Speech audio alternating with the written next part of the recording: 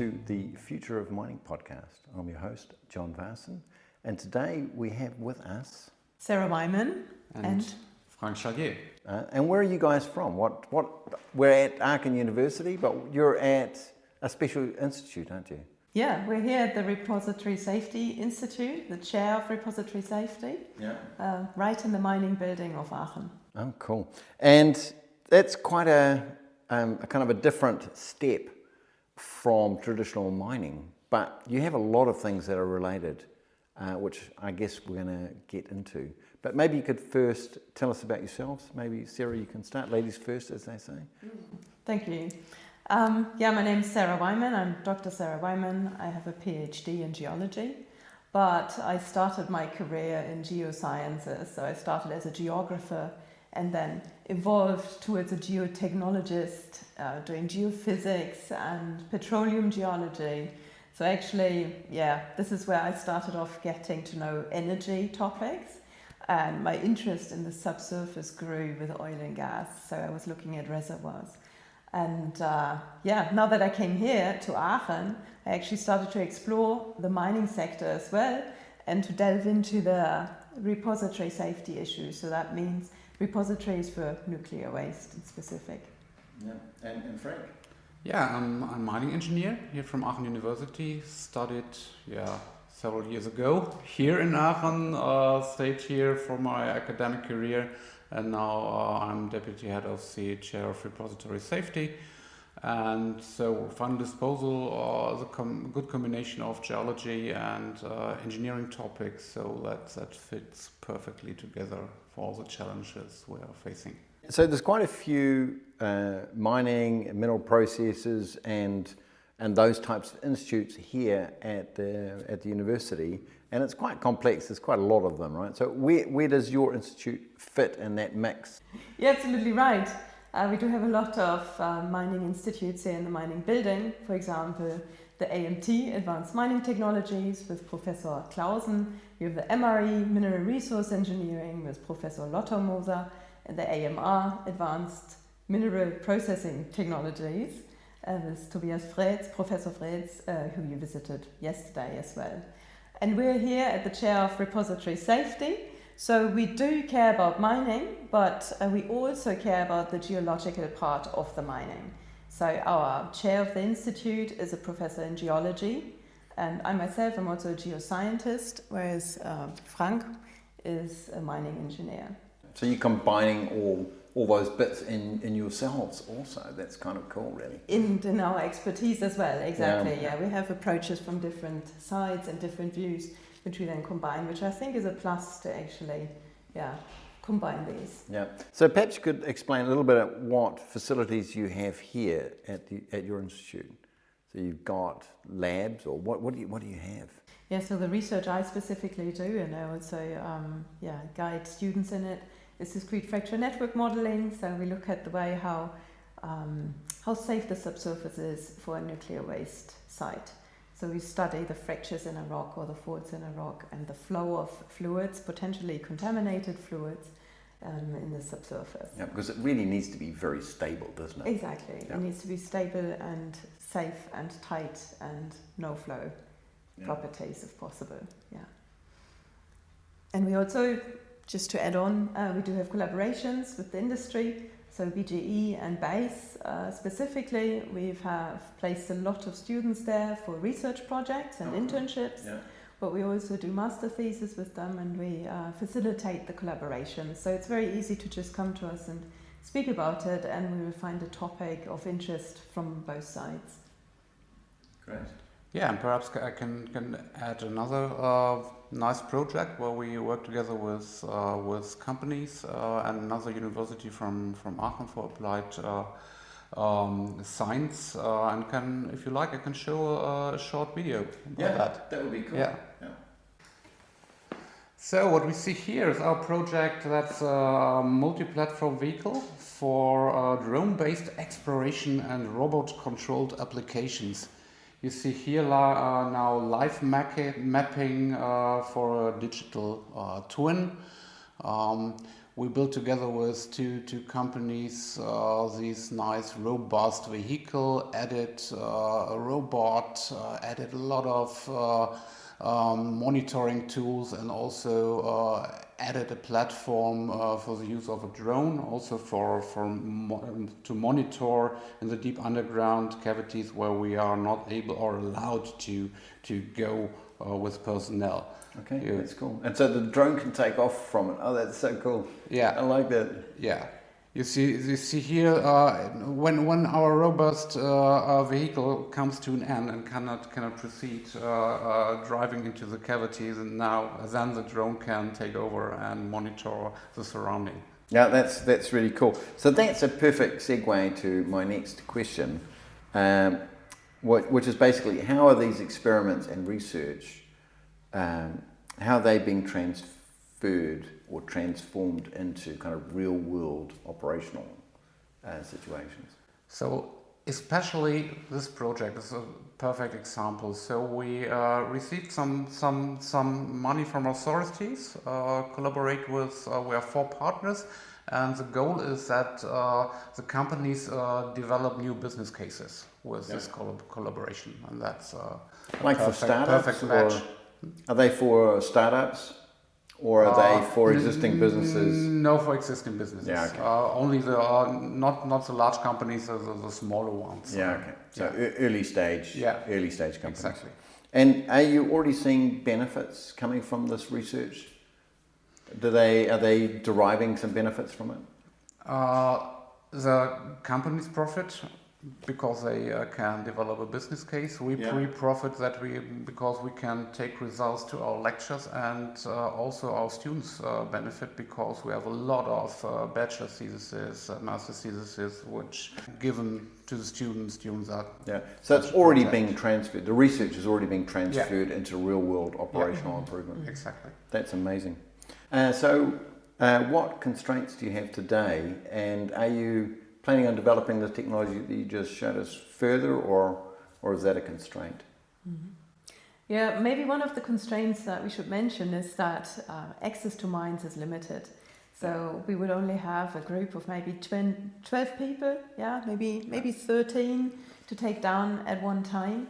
So our excursions are very popular, and we can only allow a certain number of students to participate. So that would be... there must be great demand then for students, Absolutely, we do have an overflow of interested students to join, and we try to do this as fairly as possible, and have started separating the groups. So originally we actually offered to visit 2 mines in one excursion, and now we cut it down to 1 mine per excursion, so more students can participate actually and have the experience of what it's like to be in a mine. And what sort of knowledge do they gain when they go into a real world environment like that? What do they gain that they don't gain in a classroom environment or a lecture hall?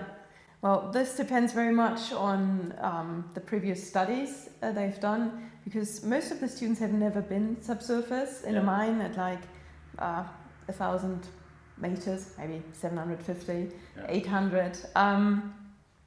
So they gain an idea of what it's like, what the climate is like, what the surroundings are like, how they can, how comfortable they feel in the area, what kind of works are done subsurface, and what geology really means, which is obviously very important to me, that they understand what a rock looks like and what a mine looks like, and what it feels like to have 700-meter overburden, and also how waste could be stored. Like, what does it mean to build barriers for the waste? Yeah, so they get an idea of the physical constraints of the environment and kind of their reality on it. I know when we take EMC students, the European Mining course, when we take the students, we have a northern excursion, we go to a bunch of mines, and there we typically go a couple of times, a kilometre underground, and it really gives kind of a different view of this kind of real world situation of what material is required,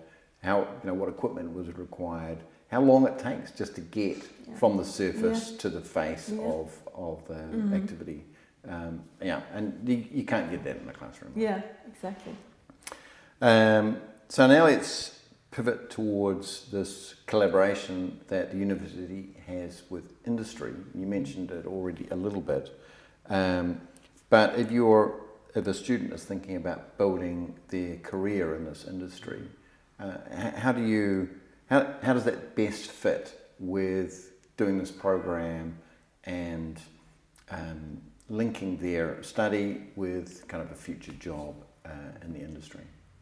So at our specialization, repository safety, have excellent opportunities to get in contact to the companies. They can have field trips, they have internships, they can do the master thesis for the whole semester.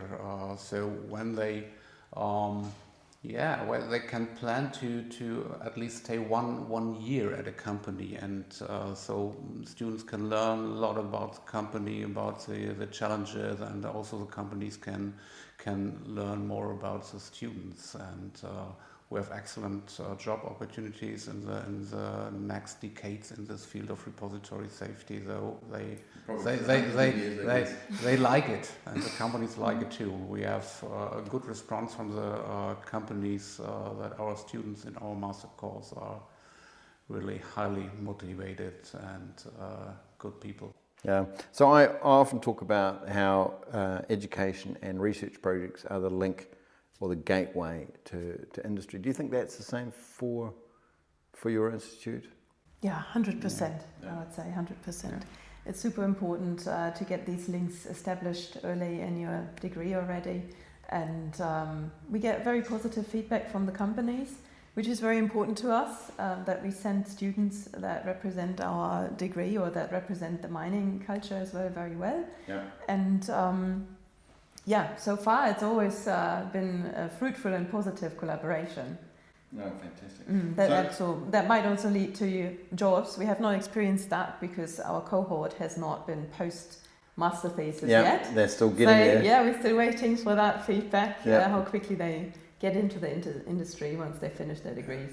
The first student who finished the course, where we catched her, and she's now a PhD student at our Okay, so you kept her. She was too good, so you kept her. But this topic actually links perfectly with a concern that a lot of students face.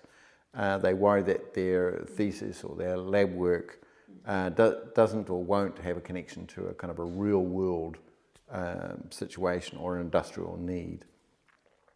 But you're making that connection really strong with thesis projects and so forth. So what advice would you give to a student when they're picking their thesis project and making sure that it's relevant for kind of the industry or the industrial need for the future? Yeah, so we appreciate if the students actually come up with topics that they find interesting, because that kind of makes sure that they're really behind their thesis and that they're keen to study the subject. And so we appreciate if they actually go through their lectures and kind of find a topic that they take personal interest in. However, we're in constant communication with the mentioned companies, so we do know what kind of research they're doing right now and what's urgent for them and where they need support. And they really appreciate, in this case also free support through universities.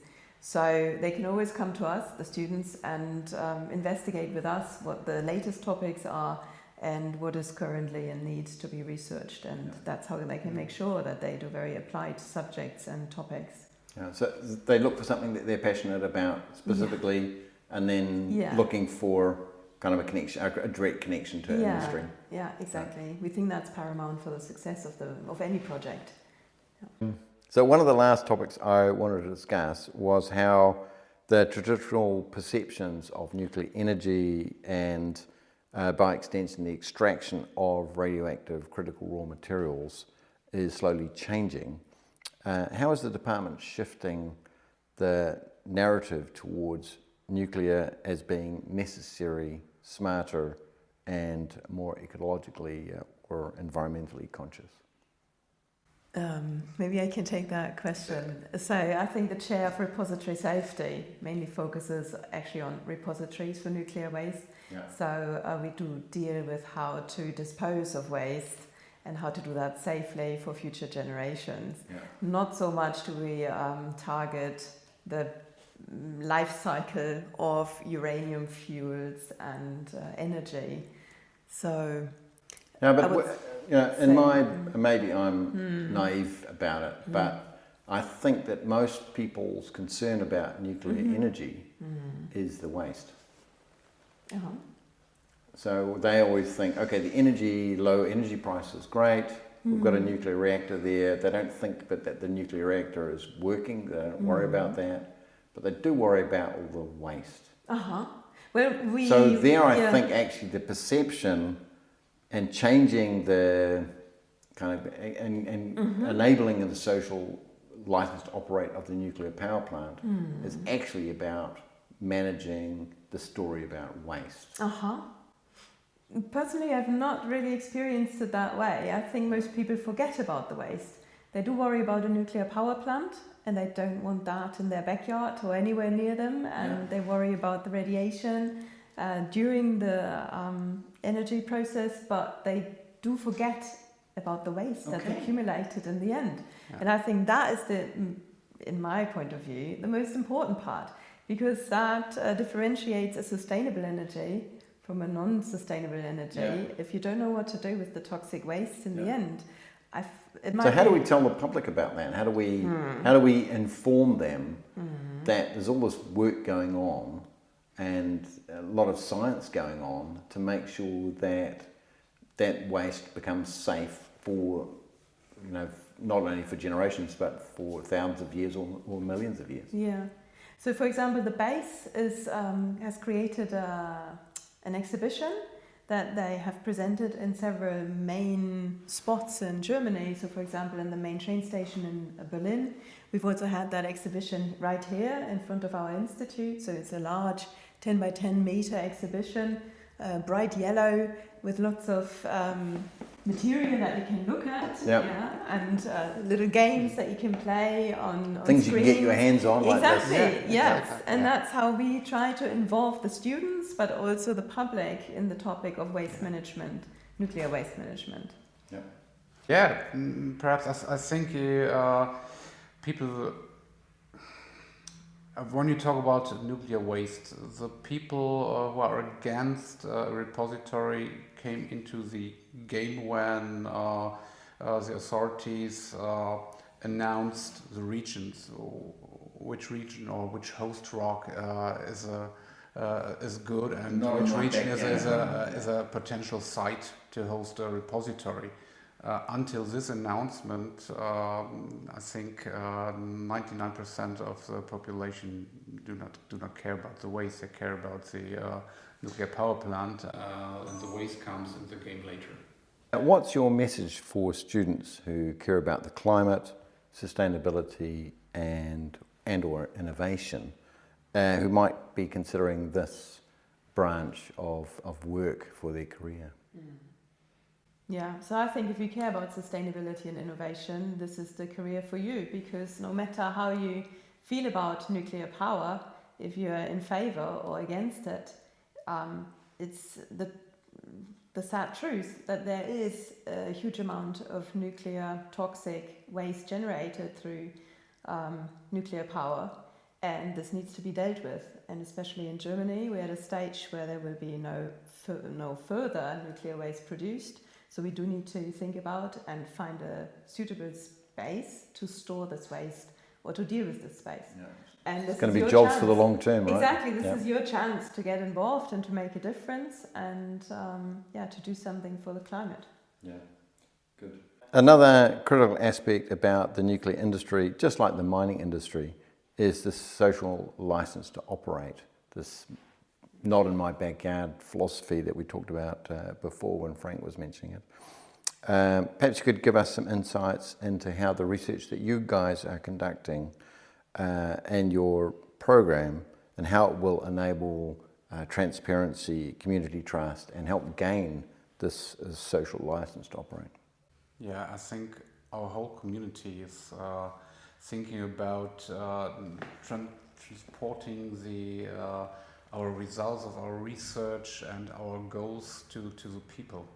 So we have to learn when we do research and discuss our results with colleagues to translate it in the language and in a transparent and good way to get in contact and to discuss with the people. And our goal is, our chair is the chair of repository safety. So safety is our overall goal. It's critical, whatever we do, and we are convinced that we can build a repository safely. And now we have to find a way where we can explain to the people how we do it, and that we do not convince people. We want to talk to the people, explain what we do, and when they feel better after the conversation and happy with our work, that's would be that's a challenge. That's a goal we have. Yeah, that is the challenge.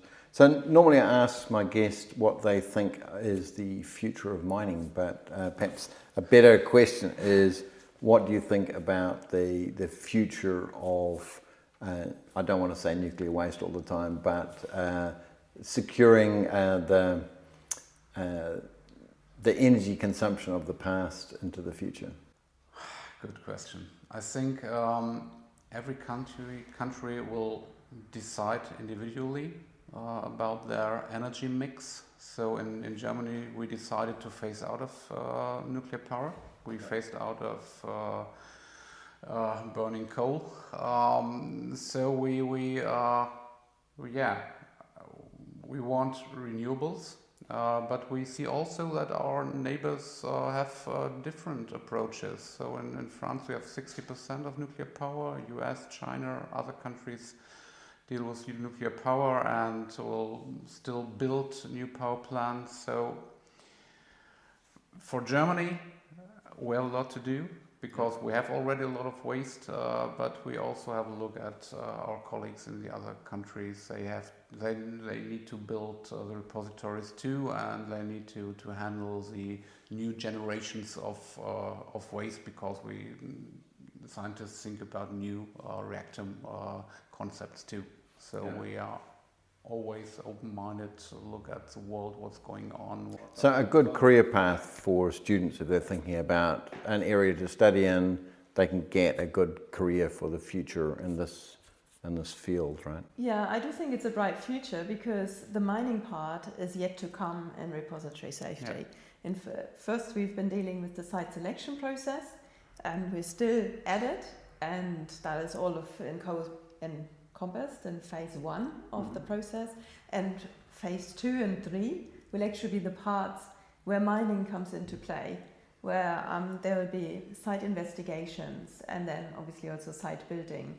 So this will be decades of future work for our students. Or probably hundreds of years for the next generations, long after we've gone. But RWTH and its partners are actually helping to collectively accelerate this transformation into cleaner, smarter, and more sustainable future. Would you agree with that, or? I agree. Yeah, definitely. Especially our faculty cares about these topics, so we're going forward. And you're part of that mix. Yeah, exactly.